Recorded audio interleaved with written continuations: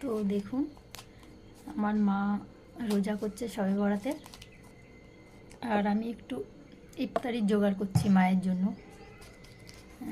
আর এই যে রমজান আসছে সামনে, এই কাজটা আমার এত পছন্দের কাজ।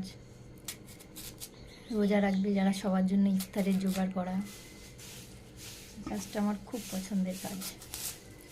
তো এইখানে আমি মায়ের জন্য কিছু ফল কেটে নিয়েছি। দেখুন এখানে আমি তরমুজ, আপেল, নাশপাতি এগুলো সব কেটে নিয়েছি। এবার আমি একটু গন্ধরাজ লেবুর লস্যি বানিয়ে দেব। দেখুন এখানে আছে টক দই,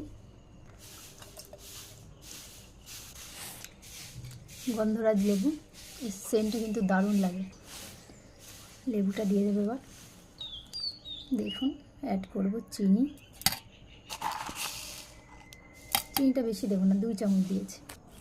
এবার একটা হ্যান্ড ব্লেন্ডার দিয়ে একটু সুন্দর করে এটাকে মিক্সড করে নেব। দেখুন কত সুন্দরভাবে মিক্সড হবে।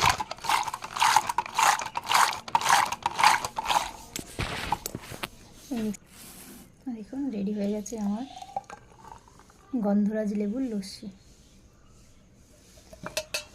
আর এখানে ফলও রেডি, এগুলো আমি রেডি করে যাচ্ছি। আমি একটু যাব বাইরে, সেই জন্য মাকে সব কিছু রেডি করে দিয়ে গেলাম।